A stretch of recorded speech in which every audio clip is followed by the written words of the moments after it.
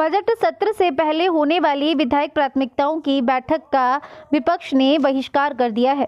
नेता विपक्ष जयराम ठाकुर ने शिमला में कहा कि आगामी वित्त वर्ष को लेकर विधायक अपने क्षेत्र की प्राथमिकताओं को बताता है ताकि उसके लिए बजट का प्रावधान हो सके।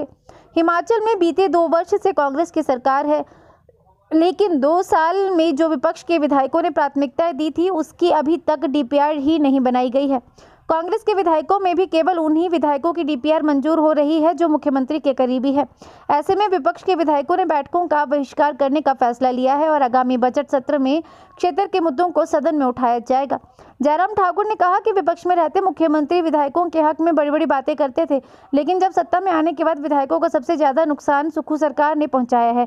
विधायकों को अपमानित करने का काम सरकार कर रही है। विपक्ष के विधायकों को विधानसभा क्षेत्र में किसी भी सरकारी कार्यक्रम में बुलाया तक नहीं जा रहा है। ऐसी स्थिति को देखते हुए विपक्ष के सभी विधायकों ने विधायक प्राथमिकताओं की बैठक में जाने का बहिष्कार करने का निर्णय लिया है। देखिए, ऐसा है कि प्रदेश में सरकार कांग्रेस पार्टी की 2 सालों से यही रोना रो रहे हैं। मुख्यमंत्री विशेष तौर से इसी बात को जिक्र करते हैं। जब व्यक्ति अपने आप कोई काम नहीं कर पाता है तो बहुत आसान तरीका होता है कि उसका ठीकरा जो है दूसरे के सिर फोड़ा जाता है।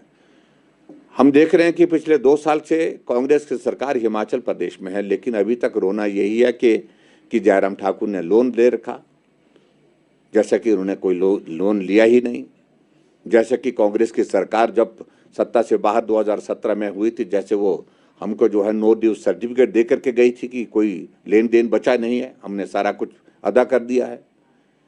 और दूसरा उनका एक ही है कि अच्छा तरीका है, जब हम काम करने की स्थिति में नहीं हो पा रहे हैं तो काम करने की स्थिति में नहीं हो पा रहे हैं तो एक चीज़ बहुत सरल और आसान लगती है कि केंद्र मदद नहीं कर रहा है, केंद्र मदद नहीं कर रहा है, केंद्र पर मोदी जी पैसा नहीं दे रहे हैं। उनको ये जानकारी होनी चाहिए, केंद्र पैसा दे रहा है और केंद्र की मदद से हिमाचल प्रदेश की सरकार चल रही है और केंद्र के पैसे का कितना किस प्रकार से दुरुपयोग हो रहा है इसकी कल्पना नहीं की जा सकती, जो आज से पहले कभी हुआ नहीं। और मैं आपकी जानकारी के लिए बता रहा हूं, चाहे वो रेलवे का है, रेलवे बोर्ड के चेयरमैन को लिखना पड़ा चीफ सेक्रेटरी को कि स्टेट शेयर कम से कम दे, आप जो स्टेट शेयर बनता है उसको जमा करिए। हम अपना पैसा, जो केंद्र का पैसा जितना लगाना था हम लगा चुके, उससे ज्यादा लगा चुके हैं। ऐसा ही मनरेगा की स्थिति है, ऐसा ही हमारे जितने सेंटर स्पॉन्सर स्कीम्स की स्थिति है आज की तारीख में, जिसमें केंद्र पैसा दे रहा है लेकिन स्टेट अपना स्टेट का शेयर उसको ही जमा नहीं कर रहे हैं। ये स्थिति है आज की तारीख में। और हैरानी की बात, जब ये इस बात को बोलते हैं, आपकी जानकारी के लिए हिमाचल प्रदेश में सेंटर से जो प्रदेश सरकार के लिए जो स्पेशल असिस्टेंस मिलती है, स्टेट के लिए मिलती है, सेंट्रल असिस्टेंस मिलती है, 1000 करोड़ रुपए से ज्यादा दे चुके हैं। और जो पैसा स्पेसिफिक हो करके इंफ्रास्ट्रक्चर को डेवलप करने के लिए जो यहां से भेजा जाता है कि ये स्कीम बनानी है, ये काम करना है, उसके अगेंस्ट पैसा दिया जाता है। लेकिन दुर्भाग्य ये है कि वो पैसा हिमाचल प्रदेश में कर्मचारियों की सैलरी और पेंशन देने में खर्च किया जा रहा है, जो कि नहीं किया जा सकता है। मेरी जानकारी के मुताबिक, मेरी सूचना के मुताबिक, अगर आपने पूछ ही लिया, 278 करोड़ रुपए हिमाचल प्रदेश में जो स्पेशल असिस्टेंस का जो है, इन्होंने जाकर के HRTC को दिया गया, डिपार्टमेंट को दिया गया, ट्रांसपोर्ट डिपार्टमेंट को दिया गया और फिर ट्रांसपोर्ट डिपार्टमेंट ने इसको ट्रांसफर करके जो है IDB को दिया, जो इंफ्रास्ट्रक्चर डेवलपमेंट बोर्ड है उसको दिया गया। और उसके बाद इसी पैसे की अलग अलग किस्तें निकाल करके ये पैसा जहां लगना था, जिसमें बसें खरीदनी थी, इसमें और भी बहुत सारी चीज़ें उसमें जो करने की थी, वो ना करके इस पैसे का इस्तेमाल हिमाचल प्रदेश में कर्मचारियों की सैलरी देने के लिए किया गया, जो नियम के अनुसार किया नहीं जा सकता था। पेंशन देने के लिए किया गया। और ये सारी चीज़ों को लेकर के मैं समझता हूं कि एक जगह नहीं, आपकी जानकारी के लिए, जो पैसा यहाँ पर अलग अलग मदों में केंद्र सरकार से आया है, उस पैसे को भी दाएं बाएं से रूट करके जो है डाइवर्ट करके कर्मचारियों की सैलरी और पेंशन देने में खर्च किया जा रहा है, चाहे वो सीआरएफ का पैसा है, चाहे इसके अलावा जो है वो दूसरा पैसा है, चाहे वो जो केंद्र के स्पॉन्सर स्कीम्स का आया है, तो उसमें ये स्थिति है। ये तो मैंने उदाहरण आपको बताया कि 278 करोड़ का जो पैसा जो है, जो स्पेशल असिस्टेंस के तहत एक डिपार्टमेंट को दिया गया, उस पैसे को इस प्रकार से कर्मचारियों की सैलरी और पेंशन देने के लिए खर्च किया जा रहा है। Thank you. आपने एक बात कही थी कि भारतीय जनता पार्टी का विधायक है, वहां काम रोकना, काम बंद करिए। उल्टा ये होता कि मुख्यमंत्री जाता है या मंत्री कहीं किसी विधानसभा क्षेत्र में, ऑपोजिशन के विधानसभा क्षेत्र में जाता है, जब देखते हैं कि ये काम चला हुआ था, काम रुका है, तो आदेश करते हैं कि काम क्यों रुका है, इस काम को शुरू करना चाहिए। और यहां उल्टा है, काम अगर शुरू हुआ था तो ये काम क्यों चल रहा है, इसको बंद करने के आदेश देकर के आते हैं। जब इस प्रकार के हालात होंगे तो विधायक इंस्टीट्यूशन को तो तबाह कर दिया, बर्बाद कर दिया है हिमाचल प्रदेश में।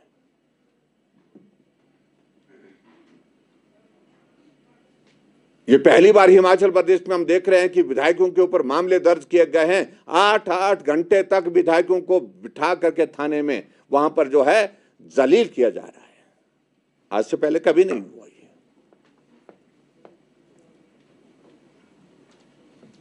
और उसके बाद हमसे पूछा जा रहा है कि विधायक प्राथमिकता की बैठकों में आना चाहिए। हमें मालूम है, हम अपने दायित्व से अच्छी तरह से परिचित हैं, हमें इसे समझाने की कोशिश कोई ना करे। कहा कि जनहित के मुद्दों को उठा सकते थे, वहां पर उठाने के लिए हम लगातार जाते रहे, वहां पर उस परंपरा का पालन करते रहे, विधायक प्राथमिकता की बैठक में जाकर के। लेकिन उसके बावजूद हुआ जब कुछ नहीं, उल्टा जो बोला गया उसके विपरीत काम हुआ। एक स्वभाव बन गया मुख्यमंत्री जी का और इस वर्तमान सरकार का कि जो बोला जाता है उसके विपरीत काम करना।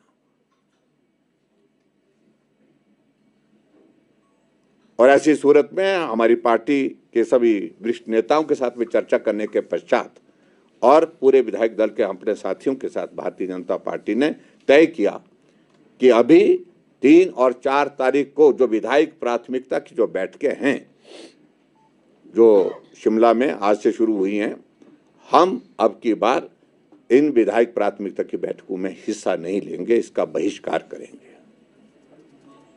और वजह मैंने आपके सामने बड़ी विस्तार से मुझे लगता कि सारी एक्सप्लेन कर दी है। और इसी तरह से मैं इस बात को मैं भी कहना चाहूंगा कि जो मुद्दों को लेकर के कोई कह रहे हैं कि भाई आप अपने क्षेत्र का प्रतिनिधित्व करते हुए आपको बात कहनी चाहिए थी, हम अभी बजट सत्र आएगा, बजट सत्र के दौरान विधानसभा के अंदर उन मुद्दों को उठाएंगे जो आज की इस बैठक में उठा नहीं पाए।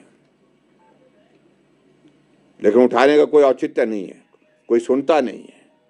और मैं इस बात को देख करके हैरान हूं कि नीचे के सिस्टम में जो व्यवस्था परिवर्तन का ये दौर आया है, कभी भी चुने हुए प्रतिनिधियों को इतना अपमानित नहीं होना पड़ा जितना अपमानित वर्तमान की सरकार में हमारे चुने हुए प्रतिनिधियों को होना पड़ रहा है।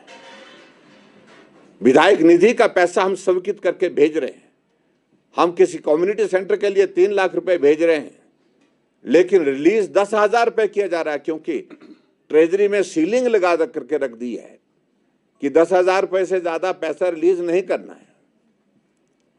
आखिरकार विधायक जाए तो कहां जाए? हमारे पास फिर एक ही प्लेटफॉर्म रहता कि हम इन मुद्दों को लेकर के आपके माध्यम मीडिया के सामने प्रदेश की जनता, अपने विधानसभा क्षेत्र की जनता के समक्ष रखें। ये हालात है, तो इसलिए हमने तय किया कि अपमानित करना बंद करिए, जलील करना बंद करिए विधायकों को, और खासतौर से विधायकों के इंस्टीट्यूशन को बर्बाद करना बंद करिए जिस प्रकार से वर्तमान सरकार कर रही है। कोई भी काम विधायकों के, पर्टिकुलरली जो अपोजिशन के हमारे हैं, विपक्ष के हैं, उनके कहने पर नहीं किया जा रहा है। और मुझे इस बात को लेकर के हैरानी भी होती है